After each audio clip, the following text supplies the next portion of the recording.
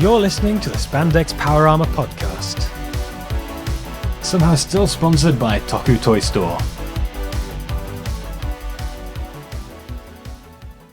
Hello and welcome to the Spandex Power Armour podcast. Today we'll be talking about every era of the Godzilla franchise. And before we get started, we'd like to remind you this podcast is sponsored by TokuToyStore.com. They're doing the rounds at a few cons around the UK actually. Yes, indeed. So you can go there and give them your money in person. Yes, it's the true convention experience. You also get a high five from Will if you ask very politely, or tell him Rex sent you might get a kiss. So as we said, we're tackling Godzilla today, and what better place to start than, well, the beginning with the Showa era. This is near and dear to many people's hearts. A lot of people who got into Godzilla and are still big fans of it started with the Showa films, watching them as kids and maintaining fond memories of them well into their adult years. Of course, it all started with the serious dramatic film Godzilla in 1954, a somber reflection on the effects of nuclear war and Japan's way of coping with the horror that affected them a decade earlier. And it ended with Mechagodzilla. Yeah, because it's Japan. Of course. Japan happened to Japan. There's only so long Japan can go without adding a giant robot to something. I mean, just wait until Japan becomes mechanized. Nippon Robo, launch! 1954 Godzilla itself served as the basis for just about every Godzilla film. In the Heisei Millennium series, it was always the beginning one. They'd always been the effects of that movie. And everything was just based on that. They ignored the other Showa films, but just say, okay, Godzilla attacked, now there's another one. Which is okay for like the 84 one, but when you get to something like GMK, it just becomes weirdly kind of far removed, like it happened like, I don't know, 50 years ago. And oh look, Godzilla's here again, I guess. Hi, Godzilla. Isn't it a plot point in... it's a plot point in GMK when... Because everyone's forgotten about Godzilla being a legit threat. Of course, we could wax lyrical over 1954 Godzilla all day long, but we've got to look over the other aspects of Showa, like the sequel, Godzilla Raids Again, or Gigantis the Fire Monster. Oh... Wasn't that print of the film lost or something like that? Oh, yeah. I really want to watch it. Actually, when they tried to sell it in the West, they even sent the Godzilla and Anguirus suits over. Yeah, and they just disappeared. Yeah. That is just really strange. Maybe it's just in some guy's basement. He just propped them up and maybe he's a serial killer.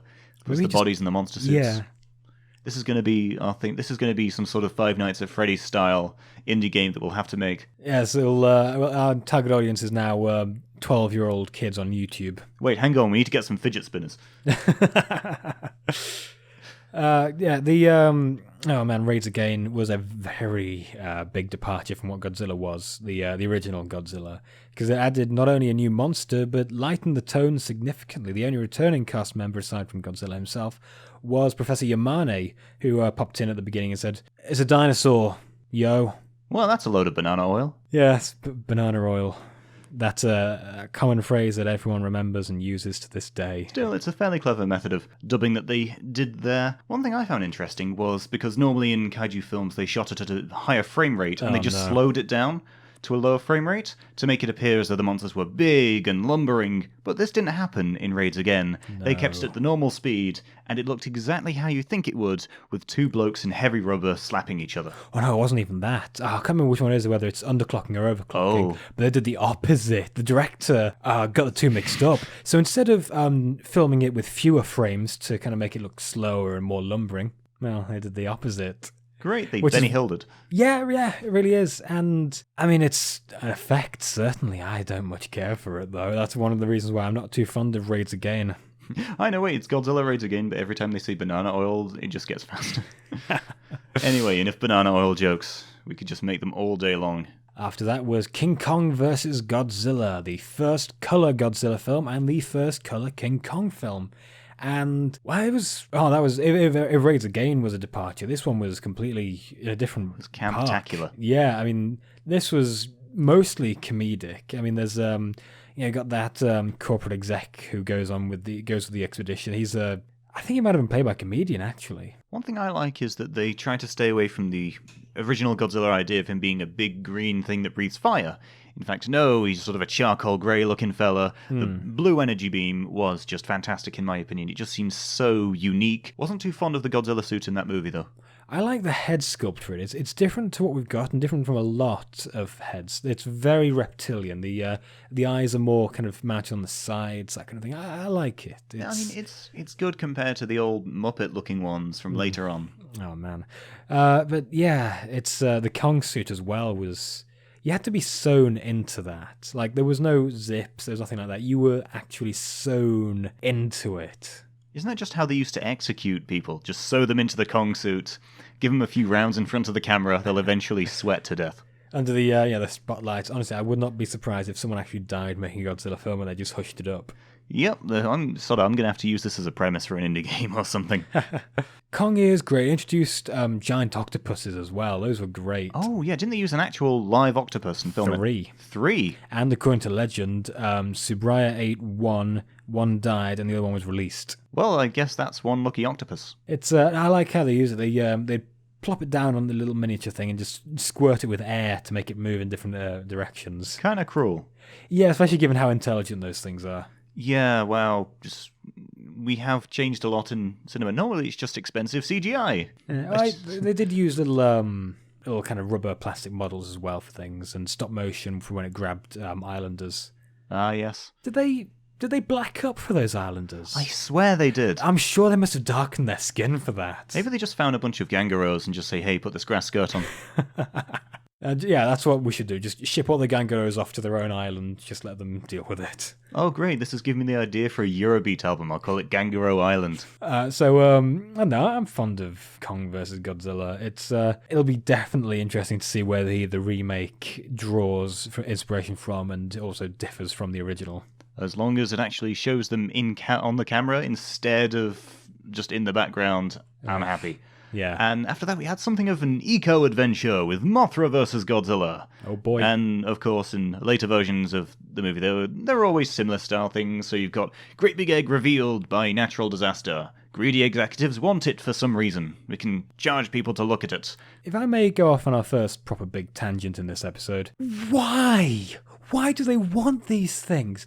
This pharmaceutical company in King Kong vs. Godzilla, they wanted King Kong. What was it in Mothra vs. Godzilla? I know it was the... Oh, yeah, they wanted the fairies. No, they started off wanting the egg. Oh, yes. And then we're like, oh, look, we've got these fairies, let's keep the fairies. And then again in what was it, Saves the Earth or whatever. No, that was a video game. The one in the Heisei series. Oh, let's kidnap these fairies, they'll be our spokespeople. Why do they want these things? Why? What possible good? It's cheaper than idols, because you have to pay idols and treat them almost like human beings. With fairies, it's like fairies, box, done. My dude, I don't think idols are treated anywhere near like human beings. I think they're just kind of kept in kennels. Fair enough. What would a pharmaceutical... They never explain these things. Oh, we've got this thing. We've got an egg. All right, what are you? I'm a real estate developer. All right? One thing that creeps me out, that is obviously a giant bird egg. Why is there an insect life form in there? Another thing, how did Mothra lay that? Painfully. No, but you seen how that thing is bigger than she is. Oh, I know it. You know, like in Aliens, where basically the queen makes a large external sac that just grows, like, over the course of a period of time. It just becomes like an external womb that grows.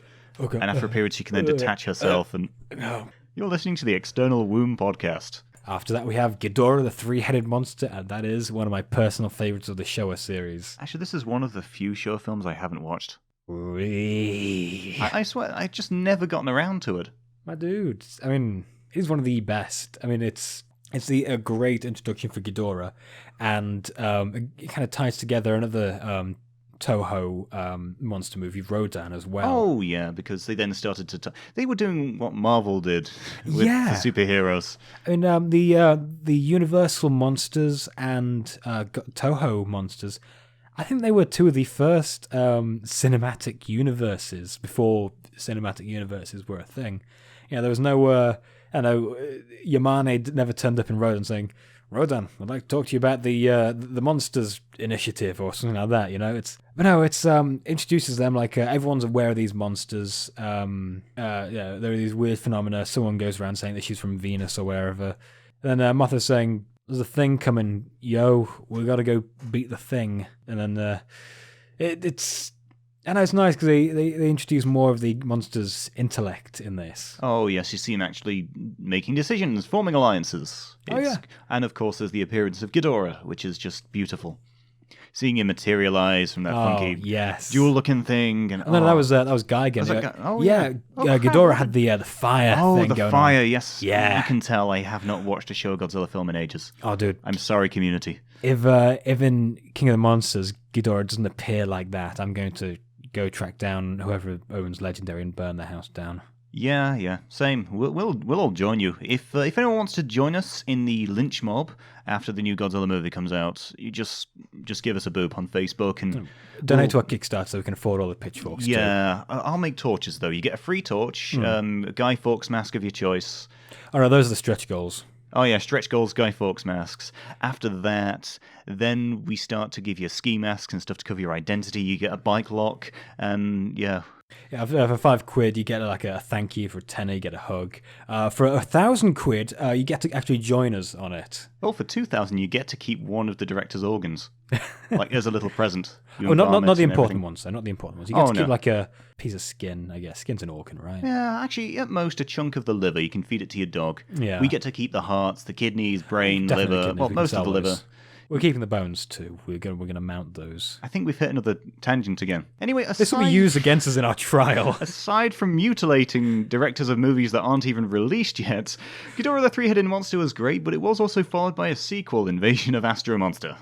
Oh yes, it was great seeing these two kind of back-to-back Ghidorah movies. I always miss the rainbow Ghidorah suit they almost had. Oh, in the descriptions, yes. Yeah. So would you like to talk to the audience about this if they haven't heard about it? Well, originally Ghidorah was going to be rainbow. It was going to have rainbow-coloured wings, blue body, similar design. That was just the colours that were different. Wasn't he going to kind of have rainbow beams as well or something like that? It's Godzilla versus the gay agenda. And this one, Planet X is discovered, and they ask Earth for help, We got this monster, you got monsters. I'll take those off your hands for a while if you don't mind.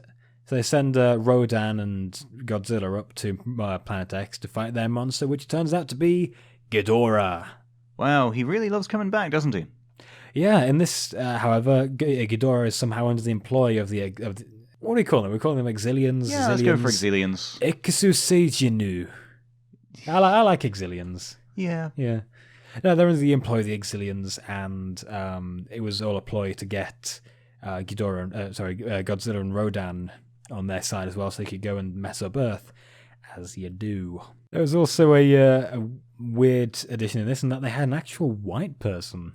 Oh yeah, they did. Wasn't he called Glenn or something like that? The whitest name. The whitest? No, it's not. The whitest one's Chad.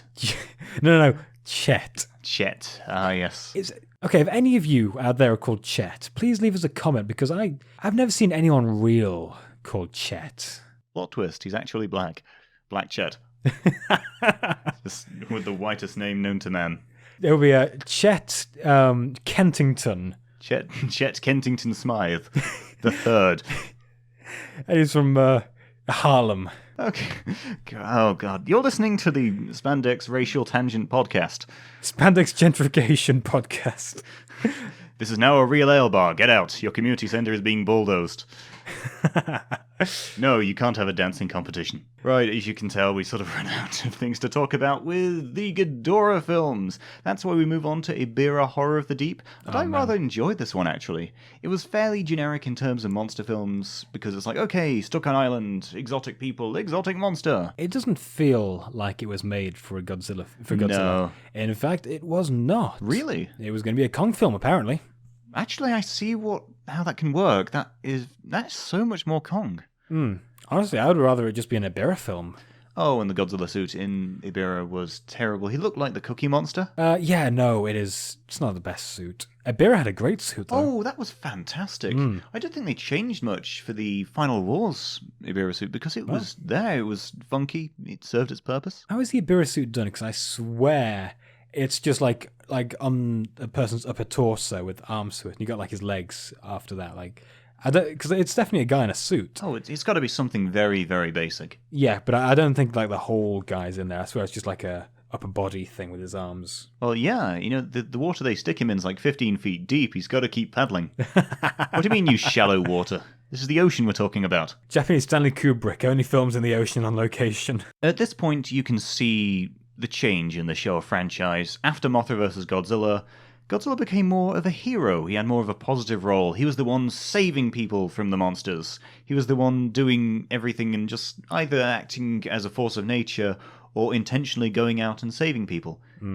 I'd say the Ghidorah, the three-headed monster, is the turning point of that, because that's when he stops being an ass. Well, I mean, he's still an ass, but that's when he fights for anyone other than himself. There are bigger asses around. See, these last couple of movies have had titles that I absolutely adore, like Ghidorah, the three-headed monster, Invasion of the Astro Monster, Ebirah, Horror of the Deep. I mean, these are classic, old movie titles. You don't get movie titles like this anymore. You got like a something : Matrix Reloaded: The Reckoning Part 3 Reloaded. Origins. Featuring Dante from the Devil May Cry series. And, of course, if you're familiar with old-school monster movie names, there's Son of Godzilla, not to be confused with Bride of Godzilla. Next thing we need is Minya in a wig, just saying. But anyway, this shows Godzilla in more of a positive light. You've got him adopting a very, very ugly child. Beating said ugly child, stamping on his tail, berating it, threatening to abandon it. Yeah, Godzilla is Father of the Year. And they were trying to show little baby Minya going through all these horrible phases as he was abused by monsters and his father. I did like that movie. It was cute. They had some boring subplot with humans, but that just didn't matter because you had little baby Minya, and he was useless, but he was so cute, especially when he was just like a little tiny thing on Godzilla's tail. Manila's design is very understandable when you recognize that he was prematurely born. Actually, that is what every prematurely born Japanese child looks like. They just lose the tail and the scaly skin. I like that film purely because it introduces Kamacuras and Kumonga. Yes. Great. I love how Kamacuras isn't just one monster, it's a group of them. I know, that was so cool. Definitely something they really need to build on, like the Meganula and Meganula and Meganulon in Rodan and the Megaguirus films. Yeah. Film. I'd say that it's more akin to them when they do the thing with the Kamakura, because it's like big race of radioactive monsters attacking mankind, and Godzilla's in the background having sun problems. I like how they bring them back in the comics. Oh, really? Yeah, Cataclysm. It's a post-apocalyptic thing, and they tried to mind control Godzilla, and Godzilla's you mentioned a while ago. No, I ain't having none of that. You guys are going too far this time. I'm gonna get out of my head, Charles. It's all going, and he just decides to mess everything up. Like the world's destroyed, and the monsters kind of doing their own thing. Like Kamacuras have bred kind of exponentially, and they're kind of roving around, that kind of thing. Destroyer's still doing his thing, and Biolante's trying to repopulate the Earth somehow. I'd love a movie of that. Oh, right. Or at least like a mini-series, like a Netflix mini-series or something like that. Yes. Back on track, though. Bugs, giant bugs. The Kumonga thing was terrifying. It's quite a spooky puppet, and it was just so furry. Eerie. It was disturbing. The eyes. As a guy who was terrified of spiders as a kid, that was some creepy stuff, especially with the leg colours. It's a bit like that scene in the Jumanji movie with Robin Williams. That scene with the spiders. Yeah. It was horrible. And with Kumonga, it's basically a giant version of that. See, I'm fine with spiders, but a giant one, well, a giant anything. No, giant cake would be pretty great. Giant naked woman, sweet. Well, if you want that, you can always watch Attack of the 50-Foot Woman. And taking a different turn, after Son of Godzilla, there was a movie that felt like the end of the Showa era. It was the final wars of its time, but it happened midway through the series. Wasn't it meant to be the end? Yeah, we're talking about Destroy All Monsters, and it is amazing. So essentially, in terms of plot, you've basically got all the monsters on one island, and then they just start rampaging. Then you find out they're being controlled by aliens. Wasn't that the women in like this silver aluminium? Yeah, the Keelaks. Yeah, it's actually quite an interesting, complex plot that was basically then just remade as Final Wars. And so mankind's like having monsters attack every city, and they do some funky thing where they fight aliens. And Anguirus is in Shanghai. Yes, they fight aliens, and then they just find a way to control the monsters, and then friggin' Ghidorah arrives on Earth. And why not? Every monster just completely wails on his ass. Stop! He's already dead. You've got even Mothra and Kumonga attacking him. I think Varan and Baragon are just watching in the background. As Manda's just like, go, I guess. My suit's too expensive to use for this. And then Baragon's like, oh, my suit's too broken from Ultraman to take part. Yeah. But the ending is brutal. You've got Godzilla picking Ghidorah up by the tail, throwing him on Tanguirus' spine later on, just constantly breaking him. You've got Minilla getting involved too. He's kicking one of Ghidorah's heads while he's down. Oh, doesn't Minilla accidentally throttle him with one of his rings? Yeah. Just brutal. How many times do you have to teach you this lesson, old man? It is quite a horrifying beatdown they give to Ghidorah. I do like how Ghidorah in the Showa films is much more powerful than any one monster. Oh, yeah. Like, in a straight fight, Godzilla probably couldn't, like, from start to finish, just Godzilla versus Ghidorah. In Showa, Godzilla probably couldn't beat him. In every movie with King Ghidorah, not counting GMK, Godzilla always needed help to fight him. Yeah. One thing I do like, though, is the recurring moves used in Ghidorah films. Or Ghidorah fights. Like, I like Ghidorah wrapping one of his necks around Godzilla's throat. Yes. Or Godzilla stamping on his neck. Or Mothra biting Godzilla's tail. Yes, or like picking him up and throwing him around. That's one of my favourites. Destroy All Monsters was my favourite Showa film. It was beautiful. It was the movie that fans of kaiju wanted, because it's every kaiju, it's every monster. We've got a bit of stock footage here, a bit of stock footage there, but it comes across as a fairly competent sci-fi film. And that was my first experience with it, and it was beautiful. Definitely a good one to start with. Although, of course, the next one is All Monsters Attack, also known as Godzilla's Revenge, and instead of reviewing it, we'd just like to spend a moment's silence to remember the horror. Godzilla says that I should fight my own battles. Oh, dear lordy, it was horrible. In fact... Oh, hang on a tick there, Rex. Sorry, you can continue in a second. I'm just finishing up time on Noose here. I'll help you with that. Oh, thanks. No, see, just get I'm going to release the carbon monoxide as well, and I'll get the shotgun ready. But actually... Right, yeah, may as well be thorough about this. So you want the shotgun first, or do I get it?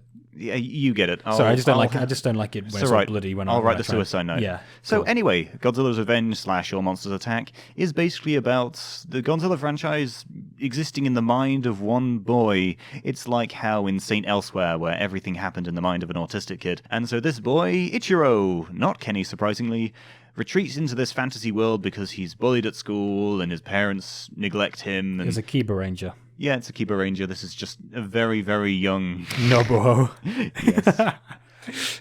But anyway, he so enters his fantasy world and interacts with Minya, who's able to change form and talk, and it's just some horrible thing about confronting your bad guys and everything. It's just naff. It's mostly stock footage. It's like Home Alone meets Pagemaster. The only redeeming quality is the Gabara suit, because, hey, he's a big ginger thing with a cat's face. It's funky. Some funky Oni-looking thing. I'm just upset that he isn't an official monster, you know? He's only exists in Ichiro's mind.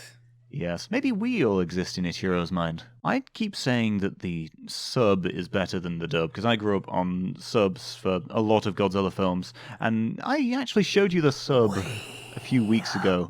And come on, it was a little better than the dub. The dub was just painful. Well, I mean, neither one is good. It's just that which one is less painful, and, well...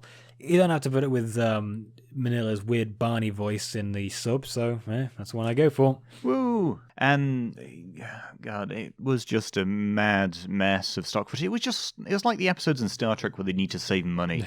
Here's a clip show. We've got some money for one more suit. Yeah, sure, we'll make a bit more money. You can tell at this point in the Godzilla series, things are taking a trip downhill.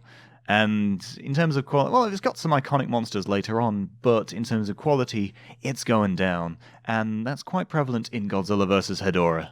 Oh, man. Oh, actually, it bears mentioning again, the director of Hedorah has died recently, which is unfortunate. It's heartbreaking. Yeah, Hedorah was a good film. Weird film. I'm always sad that he never got to make... what was that one he tried to make? The one with Deathler, later on. Basically, it's Hedorah 2.0. Oh, it was Godzilla 3D to the max. Very, very odd name, but quite restrained by Japanese standards. Oh, man. restrained by Godzilla standards, it's not it's no GMK, is it? Yes. So, in this one, it's your basic eco thriller, not quite thriller, but it's got to the Earth, guys. Yeah. But it's got your typical anti-pollution sentiment. The designs for Hedorah were fantastic. It is a competent enough film as it is. It's not a great Godzilla, but it's there. Hedorah is one of the few designs I think could be improved with CGI. Not completely making him CGI, but like building up on the suit, making it kind of like a scabby, crusty mess. Yeah, like there's like he's mostly like a kind of thick, viscous blob, but like he's got this kind of hardened crust that kind of cracks, and it's just gross thinking about it. Like he's got a layer of slightly hardened scum Here's covering what's going to make it a bit more gross. Hedorah's eyes were based on vaginas. The designer straight up admitted that. And you know what goes great with just... So why does he have balls in him then? What were those? They're his magic balls. You can't have a monster without magic balls. They took his magic balls out. It's quite a brutal scene, actually, where Godzilla gets blinded and ends up trying to dry Hedorah out while ripping out his magic balls. Quite brutal, really. Straight up ripped him apart. Fun fact, the guy who played Hedorah actually had to have one of his magic balls taken out, his appendix to be specific, and they couldn't get him out of the suit in time, so, well, they had to take him partially out and just kind of perform the operation there. Also, he turns out to be immune to the anesthetics they used. That really makes the ending scene in Versus Hedorah a lot more on the nose. Yeah. That's probably how it felt. They probably just used footage of the operation in that. And just rotoscoped Godzilla over it. No. They made the surgeon dress as Godzilla for the operation. Oh, wow. They love to control the budget, Toho. Oh, God. And then after that, we had some nice serious ones. We had Godzilla vs. Gigan, which had a semi-eco thing. It had a plot about hippies trying to stop an evil corporation run by cockroach men, but that's just the idea of every Japanese death cult. Okay, we got the baddies running a theme park, and it's like, oh, we've got a Godzilla-looking tower thing, woo. Always bothered me. I mean, Godzilla still is not a good guy in this. That would be like Japan having Hiroshima Land, with the Fat Man ride. It's like Auschwitz having a theme park. Oh yeah. And a food court selling only Arbeit marked fries. Seems very, very inappropriate. Yeah. Well, I mean, I suppose they are cockroach people. Yeah, they don't have a sense of taste. They're not real people. They eat garbage. So actually, this film is quite another budget-saving one. Oh yeah. Aside from the really lovely Gigan suit, you don't see Godzilla fight until 56 minutes into the film. Isn't this the first film to have blood? First Godzilla film to have blood? Yes. In fact, Anguirus charges toward Gigan, true Leroy Jenkins style, gets a chainsaw to the face. He ain't the smartest tool in the shed. He was looking kind of dumb. With his finger and his thumb in the shape of an L on his forehead. You're listening to the Smash Mouth Power Armor podcast. All that glitters is gold. And of course, Gigan became something of a little hit among the Toku community. Oh yeah, Almost the Boba Fett of I was going to say that. I don't think it is inaccurate to say he's the Boba Fett of Godzilla. Of course. And then we had the abomination that is versus Megalon, which is, we gotta save money. It's just, yeah, mostly stock footage, controversial, by nowadays standards, poster of Godzilla and Megalon fighting on top of the World Trade Center. I need to get that for this room at some point. It's like history. Oh, absolutely. It's not aged well. Again, we could make a very long episode about Showa in particular. Oh, yeah. Megalon, the movie itself, not great. It was even covered in Mystery Science Theater 3000. It was cheesy. You laughed your ass off, Jet Jaguar. Just watching him walk downstairs. It's a juxtaposition, man. Also, I had a lot of rum in me. Yeah, rum does that to kaiju fans. If you have tried rum and haven't giggled mindlessly at Jet Jaguar... You aren't living. You aren't living. Try more rum. And, of course, then it ended on quite a bombshell. We had the Mechagodzilla films, Godzilla vs. Mechagodzilla and Terror of Mechagodzilla. Mechagodzilla suit is probably one of my favorite Showa suits with, I say my second favorite because Gorosaurus is my top favorite one. Waifu. My waifu for laifu. No, I love it. It's good. It's a good old suit. But the Mechagodzilla suit, it's nice and hard, not really flappy. Gets the point across. It's a big old robot. The A plot for Godzilla vs. Mechagodzilla is, well, Godzilla's coming up, and oh no, he's attacking people. That's not like Godzilla at all. What? No. Yeah. Oh wait, no, it's not really Godzilla. It's Terminator Godzilla. Dun dun dun dun dun. Dun dun dun dun dun. I actually got one of my favorite scenes in a Godzilla film in it as well. It's when Mechagodzilla still has his weird skin suit on, yes. and Anguirus kind of goes up to him, and they end up fighting. And it's just really heartbreaking. Call out to him first. Yeah, kind of calls like, "Hey, buddy! Oh wait, you're not Godzilla! Oh no!" And of course, it had the really long, drawn-out scene with the King Ghidorah summoning song. Oh man, I actually really like that song. Yeah, it was okay, but dear lordy, did it last for a while. He's a heavy sleeper. Let the doggo sleep. And then we moved on to Terror of Mechagodzilla, which is basically like, okay, we've made Mechagodzilla but better, and also we found this woman who can control Titanosaurus with her mind, and let's make her into a cyborg. That's pretty sweet. There we go, now she controls both Titanosaurus and Mechagodzilla. The bad guys have made a fairly competent decision, actually, now. Also, we can't afford the monkey suits anymore, so... Yeah. Whoops. Oh, they're just in human disguise the whole time. And that was actually another fun film. Again, we could just talk so much about Showa. It ended on an okay note, but they knew when to kill off Godzilla. What were those guys called, the aliens? It was the... aliens from the third planet of from the black hole. Yeah. I like how they come back in the Dark Horse comics. Oh, yes. Like they infiltrate the military or something like that. Yeah, but then they did a big reveal like, hey, everyone's an ape. Oh. You really made a monkey out of me. Overall, the Showa series had a lot of development. They went from stark, serious covering of the horrors of war to campy family romp through usual campy monster battles. Yep. Then it became nearly serious, then they just started running out of ideas and money, and it came to a fairly natural conclusion after they finished the Mechagodzilla ones. They were just like, well... It's not a bad place to end it. Not a great place. Destroy All Monsters. If they ended it there. If I could change anything about the film series, Destroy All Monsters would be at the end, just after Terror of Mechagodzilla. I think that would be a better note to end it on. Actually, canonically, it is the last one. 1999, right? 1999, yeah. Yeah. There's a moon base. The far-off future. Yeah, 60s Japan was 1999. Showa series definitely had a lot of ups and downs. It's worth mentioning, it's worth bringing in some other honourable mentions from the series, such as Rodan, the Mysterians, Varan the Unbelievable, Mothra as well, which does the whole weird cinematic universe thing, Frankenstein versus Baragon. Ah, yes. Yeah, War of the Gargantuas. Still have never seen War of the Gargantuas. I need to get around to it. Oh, it's a good one.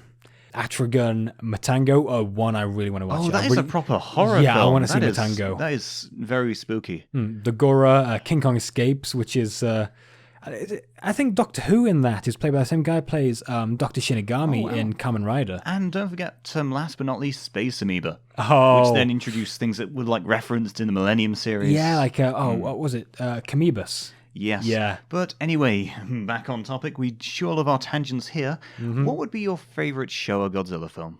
The original, no contest. There are a lot of good ones. I have a lot of favourites from there, like Three-Headed Monster. But the original, in my mind, is the best. It is hard-hitting, and honestly, I'm not ashamed to admit that I cried at the end when Serizawa kills himself. I'm always torn between versus Hedorah and Destroy All Monsters, because I love me some campy monster romping. I just cannot live without it. It is the good stuff. That's how I remember it. Yeah. You got to be a bit tongue-in-cheek, and it was just there. It's funny when some fans try to be a bit too gritty and grim with Godzilla. Like, come on.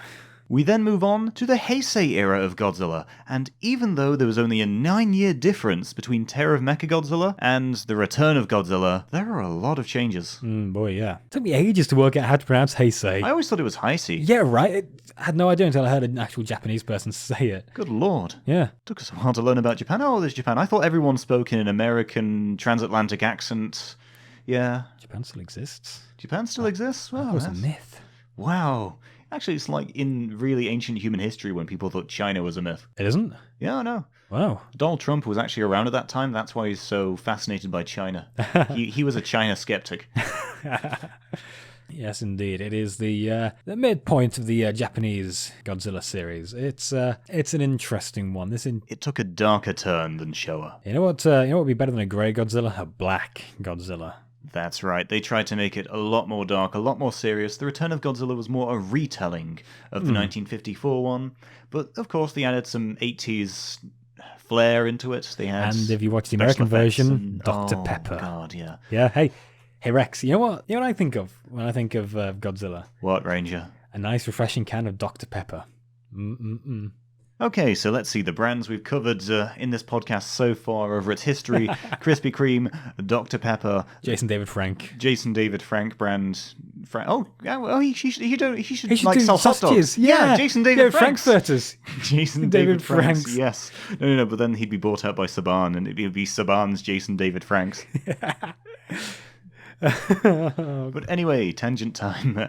So, the Return of Godzilla in itself, it was serious, it was dark, it seemed like more of a one-off thing, and they tried to make it different. It's definitely more in keeping with the original. It has a really nice Cold War theme going through it as well. Ah, yes. Because there's this, it got this kind of whole nuclear thing, and the Yanks and the Ruskies want to bomb it or something like that, and the Japanese Prime Minister has this really cool moment where he has a meeting with them both, and his aides kind of ask him when he comes in, what happened, what's he going to do, what did he say to them? And he said, would you be as comfortable with bombing us as you would be bombing your own countries? Oh, that's really quite on the nose. Yes, nice moment. It's not unlike Shin Godzilla in some aspects, in terms of its very political. Yeah, it's nice, I like it. After the Return of Godzilla, the Heisei series distances itself from Showa by serializing the rest of the films. Versus Biollante is a sequel to Return of Godzilla, and every film after that is a sequel of the other, and everything seems to tie in to each different one. Fairly consistently. I mean, they have a recurring cast. Mickey Sagusa is brought in Biollante. Yes. And she stays there all the way to Versus Destroyer. Yeah, and then there's... bloke introduced, I think it was Biollante, maybe Return. His brother, Yuki, in Space Godzilla, comes in. I like it. Decent recurring cast, brings up a nice sense of continuity. It added a storyline where there wasn't necessarily one in Godzilla. They gave it something for people to follow. It brewed up a fan base. It was a bit odd, fairly campy in some areas. They really didn't know how to handle some things. Yeah. But, oh boy, they really tried with this one. And so let's talk about Versus Biollante. This is one of my favourite ones. And these last two films we've covered, actually, they were really hard to get for a while because of some licensing disputes. I could not find Versus Biollante except for like a Chinese VHS. But thankfully, we can get them now. And didn't I buy Return of Godzilla for you for Christmas? It's right up there on the shelf. It's a good one. It's up there on the shrine. Right next to the photo of Julian Bashir. Praise be. Tangents about Alexander Siddig's really, really handsome face aside, let's talk about the plot of Versus Biollante. It's a plant. Godzilla hates the plant and they fight. Well, to be more specific, scientist's daughter dies, and like every scientist who loses a loved one, he decides to merge her DNA with that of a rose and Godzilla because, bit the hair of the dog that bit you. Well, we all deal with grief in different ways. I mean, personally, I know that I like to lock the people who caused me grief in a basement and watch them slowly starve to death and dwindle away. But, that's just me. I mean, personally, I think that's healthier than making a monstrosity out of science, but hey, Actually, I think for yours, you make the monstrosity out of yourself. Well, humanity is the real monster, Rex. Humanity is the real monster. So when am I going to get my cat back? I love the designs for Versus Biollante, especially for Biollante's forms. It was so cool. In fact, there were deleted scenes that were going to be claymation for Godzilla struggling with Biollante. Yeah. It was such a cool design. I think it was designed by a dentist. Yep. And he just thought, okay, big teeth monster, lots of claws, and there's probably some Freudian things in there as well. Hey, one of those funny? What? She was meant to have a face. Like a person face. Oh, that is just terrifying. That's weird. I'm still freaked out by the orb things. Is that supposed to be a brain? And that organic sphere? That's never actually brought up. That is just disturbing. Oh, that's her magic ball. Oh yeah, the magic ball. But do girls have magic balls? This one has. Every monster has magic balls. Biolantes are just bigger than yours. Ha ha. Good, we've got that ball joke out of the way. In a pleasant return to form, actually, in the first few Heisei films, Godzilla is the villain, he is the monster. Biollante is actually quite benign, and even in the later comics, she is always trying to help. She's quite selfless in a sense, probably because of the human side. Well, there is no film or comic that I've come across in which she is the instigator of conflict. In Cataclysm, she's trying to restore plant life to the Earth, and Godzilla's like, no, that for me, thank you, Governor, and just kind of blasts her every time he can. In fact, when you first saw her, she was just there in the middle of a lake. Yeah, she was just chilling. I'm here, I guess. I'm a rose. Aren't I pretty? So moving on, after Versus Biollante, we have the first Heisei movie I, the Fabulous Rex, was exposed to. Godzilla vs. King Ghidorah. They tried to go for some funky time-traveling drama here. They rebooted King Ghidorah, and oh lordy, how do we get started on this? Is this a good film? That's questionable. I like it. I enjoyed it. It's enjoyable. I don't know if it's good, though. It's got so many things wrong with it. And so in terms of the plot, for those who have not watched it, you filthy cave-dwelling Philistines. So essentially, travelers from the future came to the present to tell people that Godzilla's a bad thing, and so they get people from that era and travel back in time to trap Godzilla at the bottom of the ocean in the 1940s or 30s. Actually, it's the 40s, isn't it? Yeah, Pacific conflict. And apparently he wasn't some dormant organism that was reborn in nuclear fire, in a sense. He was actually alive and on a Pacific island. He actually saved the Japanese soldiers from the American scum. And actually he was about dying when he was reborn with nukes. It's just very, very funky. I don't know. I mean, I don't know if I like any of this. I mean, it's fun.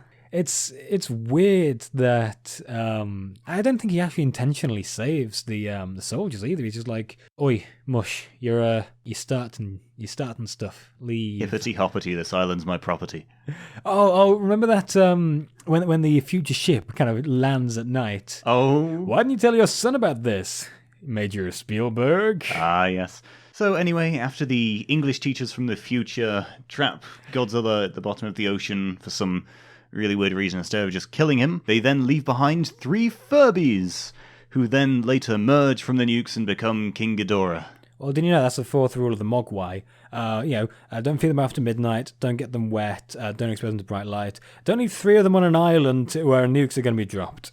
Yeah, that's pretty much what you get. And so they then return to a present day ruled by the future people, and they control King Ghidorah. And it's actually quite cool then, because you've got a lovely scene of him flying over everything and swooping. Yeah. The design itself was great. You've got this massive, scaly dragon-looking thing, and it is beautiful. Great Ghidorah look. I love it. It kind of gets rid of the pube halo from the from the previous one, but I think it kind of streamlines it. Yeah.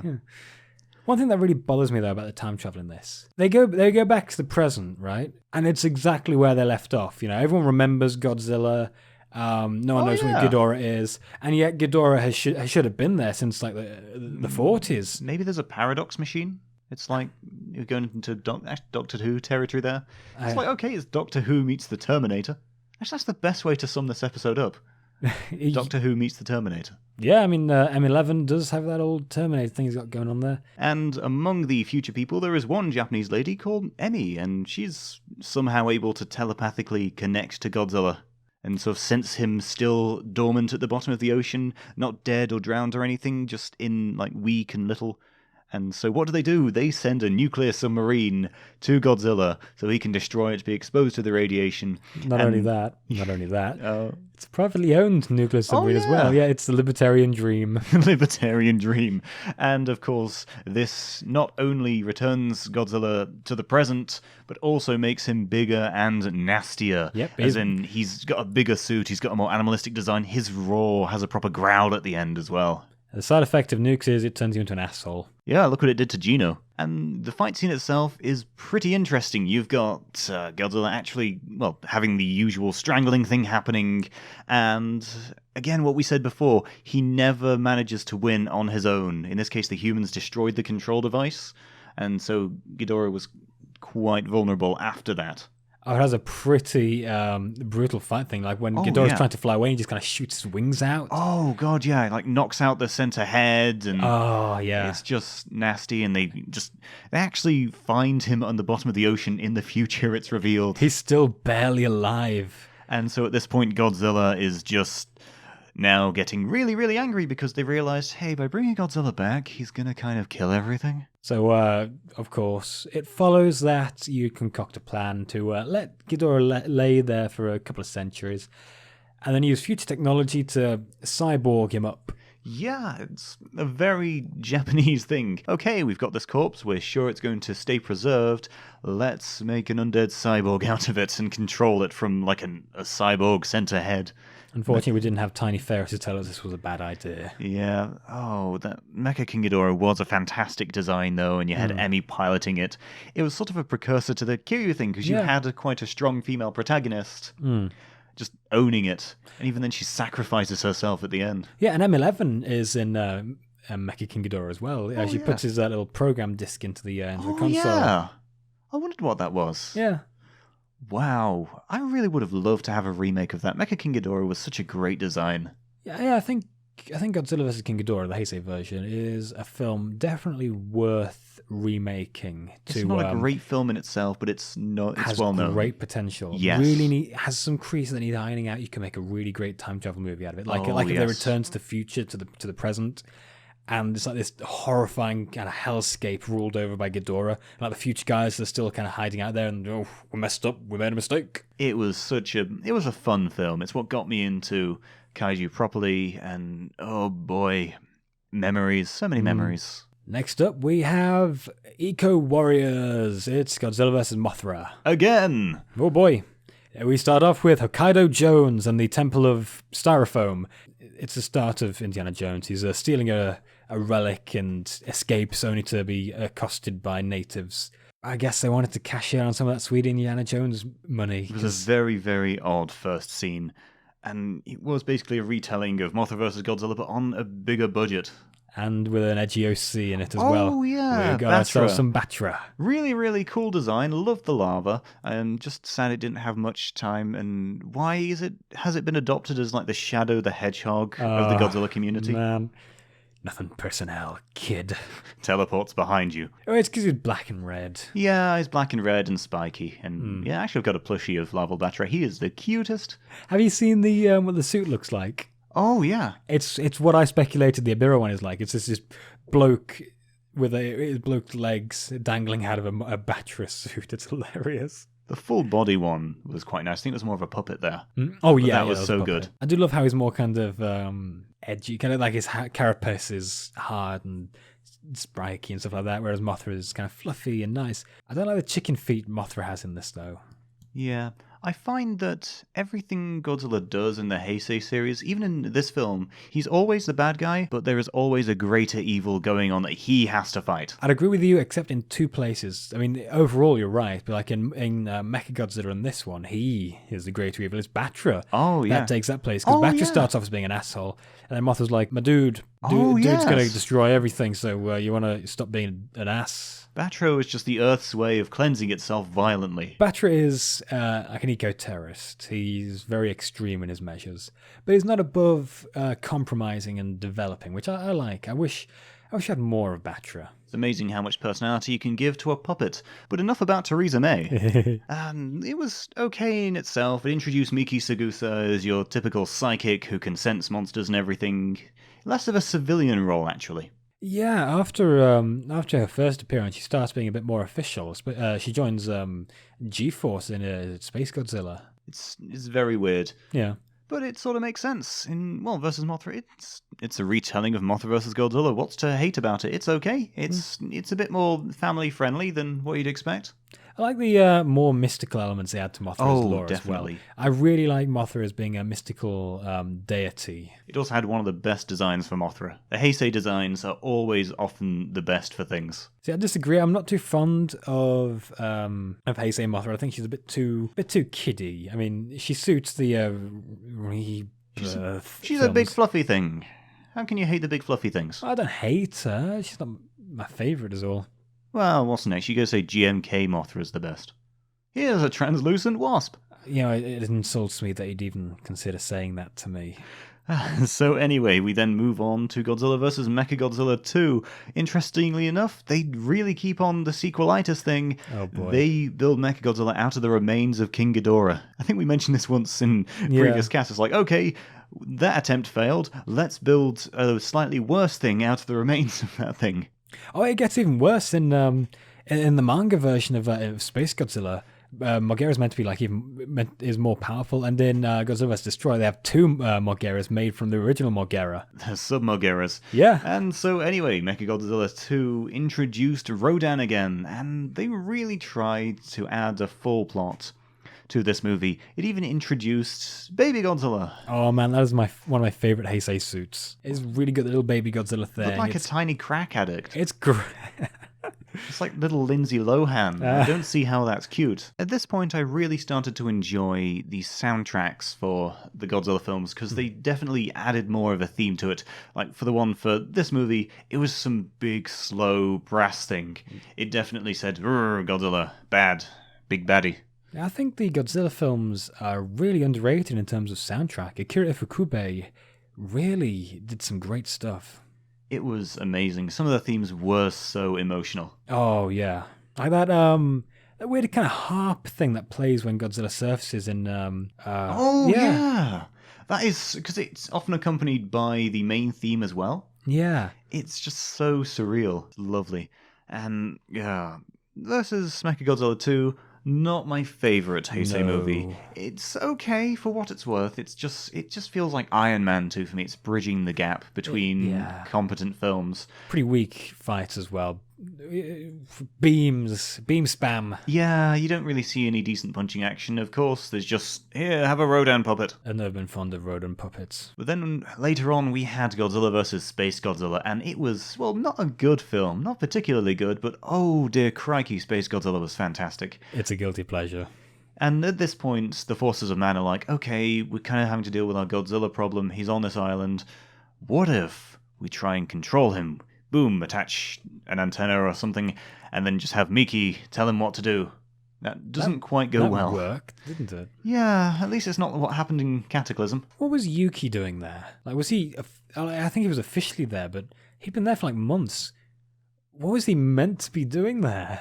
Something important, but he just didn't care. It just ends up making it like this bullet full of blood coagulant. Yeah, and then they had little Godzilla. Like, okay, here's baby Godzilla. No, now he's this cute little squat fat thing that looks like a cat. Looks like a Scottish fold in Godzilla form. He looks like a chibi thing you'd see in anime. It's so bizarre because it instantly gets rid of any prospect of this being a serious movie. No. The title did that. Oh, God, you're right. Honestly, I wanted to watch Godzilla vs. Space Godzilla when I first got into Godzilla just because of the title. What's not to love about Space Godzilla? Godzilla from space. Yeah, and I love the way how they theorized where Space Godzilla came from. So, okay, we've decided. It's either from Biolante cells that somehow went through a black hole, came out through a white hole, or maybe it was like Godzilla's cells caught on Mothra that were then released in spores, and we just don't care anymore. They don't know either. It's great, because in these films, there's always like a... Oh, the monster was made because... tectonic plate shifting and nuclear released fission. Nuclear gas from beneath the planet's surface. Right, it's an ancient species of designed by a hominids. dentist. But in this one, they are just like, we haven't a clue. Sort of it's Godzilla from space. Everyone's screwed. And he had this fantastic design, just covered in crystals. And, that final fight, which tower was it? Oh, I've no idea what it's called. Some massive spire. But yeah, it's there. Oh, then there was Moguera, which is just a really, really useless robot. Space Godzilla looks like something someone would hang from their shelf to kind of heal their chakra. Oh, yeah. Actually, I want to try and see if I can make one of those mineral lamps just in the shape of Space Godzilla. I love how he can kind of retract his kind of biological bits and he kind of make cover it in crystals. And just kind of fly around like that. It's just kind of weird. Lieutenant Dan, what happened to your legs? He's an ass as well. He's a massive ass. He doesn't have to mess with little Godzilla. He just does it because he can. Yeah, it's his inner Chad. He's got to pick on the little ugly thing. I can't really remember anything noteworthy about that movie, though, aside from the really awesome Space Godzilla designs. Oh, they were meant to bring Mechagodzilla back in it, but they realised, don't hang, Mechagodzilla's a bit too powerful. What's a crap robot we can bring back? How about that mole thing? Yeah. Just give him treads. At this point, you can tell in the franchise they'd gone way too camp. Versus Space Godzilla was too camp for them to continue on a large scale, and that's why they had to end it with Versus Destroyer. Oh boy, this is probably my second favorite Godzilla film. Actually, it's a very kind of dark reflection of the original. In that Godzilla was created by the atom bomb. Destroyer was created by the oxygen destroyer used in 1954. And that movie was so great. It felt like a perfect ending to it. Yeah. And in fact, because Japan was taking things from Terminator to use for versus King Ghidorah, they just use aliens for versus Destroyer when you had like the little forms, the crab-like things walking through the hallways. They even have the secondary little jaw thing that shoots out. It was really funky, and they definitely went a more horror route for it. Yeah, I like the kind of foot soldier fight scenes in the like this tunnel and like this industrial thing. Like they're having to swap out different weapons to deal with these horrible little things getting them. Yeah, and they even like modded the Godzilla suit to make it glow red. Yeah. It's like, okay, he's going to melt down, guys. We've got to stop him. And then they kept on trying to freeze him and everything. And then they realized, crap, we've got to use that oxygen destroyer monster that's killing all of our people. So they have to lure him to it. Yeah. Didn't they use Godzilla Jr. as bait? Yeah, they kind of they move Junior to kind of fight Destroyer so that Godzilla will change course to go where Junior is. Wow, that's kind of a dick move. Yeah, Junior wasn't even doing anything. Oh yeah, Mickey Sagusa points that out, like kind of a dick move, guys. Gene Roddenberry would be so disappointed by this immoral act. I know, because they introduced another psychic in this, and she has like a couple of moments with Mickey, and it kind of has their opposing things. Like, and I feel bad for Mickey because she starts out like this really kind of happy, bubbly girl, and then well, she's been fighting Godzilla for a good couple of years, and she has to. Not only that, but she's fighting G-Force as well because she wants to help Godzilla live in peace with humanity. And they're like, no, screw him. Let's kill him. Kill him, control him, whatever. And oh god, the ending for that though, when you see Godzilla die. Oh, that is horrible because you see him melt. Actually, this film includes another one of my favorite moments where Godzilla's crying. Oh crap! Yeah, after Junior's killed by Destroyer. Jesus. Yeah, and you can see him kind of trying to vent radiation into him because he knows it'll heal him. But he just, man, this brings me back. I've got the tears welling. Yeah, it's really sad because there are these moments where it kind of humanizes the monsters. Like I said with Mechagodzilla, with Anguirus calling to Godzilla for help, stuff like that. It's really great moments, and people don't pay attention to it. People don't remember these so much. It's and the monsters fight, and it's cool. Yeah, but they tried to put so much into it. Yeah, and heck, even the American one did that when Godzilla kind of makes eye contact with Big McLarge Huge. And there was this lovely deleted scene that was stop motion of Godzilla fighting Destroyer while he was melting down, while he was dying, and that even the soundtrack. It's just like, oh my god, they did it. But then that one scene, like at the end, we see Junior coming back up as a full flight. That is just so good.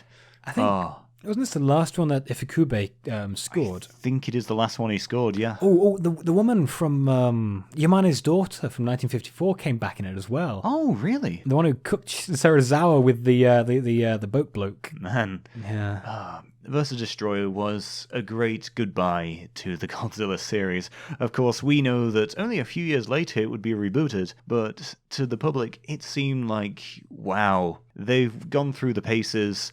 They realized they couldn't really do much else with it because the Heisei series, it mimicked the Showa series because they tried to go serious, and it just ended up turning really, really camp. And even though the Showa series didn't have a proper send-off, they tried to do it with Heisei. They were like, we've run out of ideas. Let's just end it in a cool way. Honestly, I mean, I'm a huge Godzilla fan, but I almost wish it ended with Destroyer, because that's the perfect ending for it. That's why, I mean, partially, it always bugs me when Destroyer comes up in the comics, because Destroyer is a very special monster in its relationship with Godzilla. He's the first one to properly kill a Godzilla. Yeah, he's cool to see around, and I don't hate it. I just, with Ghidorah, kind of earns that kind of spot as one of the biggest threats to Godzilla. But Destroyer in himself, he is Satan. He is a big-ass thorny demon. He stands out, and just there's nothing that can really compete with him. Yeah, even Godzilla, I mean, base form Godzilla couldn't hold a candle to Destroyer. And this concludes the Heisei period. And of course, after that, we had the Millennium series. And we're sort of running out of time here, but we'll get up to that in another episode. Psych, we're milking this one too. We're milking this one to the grave. But yeah, we've been through the important ones. Showa, Heisei, And these ones had really cemented Godzilla. They've gone through various genres, various tones. They made it so unique in its own way, and it's a shame that Millennium later on didn't serialize. They just made it as standalone films based off the first movie. You know what I'm disappointed in the most about Millennium? Go on. Both previous films had both previous eras had different monster films going alongside Godzilla. Like Godzilla had the Rebirth of Mothra trilogy. Yeah. Also known as Fern Gully with Moths. Ah, yes. But Millennium films didn't really have that. No, they tried to be more serious. They just knew what they were trying to do. It was also like, it's what everything did in the noughties. They all wanted to do a gritty-ish reboot sort of thing. Blimey. But we'll get into more detail there next week, so keep listening. And as a reminder, please visit tokutoystore.com to check out what merchandise they have available. They've got a lovely selection. They're touring convention halls. They're really making themselves known. And make sure to check us out on spandexpowerarmor.com. Follow us on Facebook, Twitter, SoundCloud, and YouTube. And this is Rex, signing off. Stay fabulous. Keep on riding, folks, and smash that like button.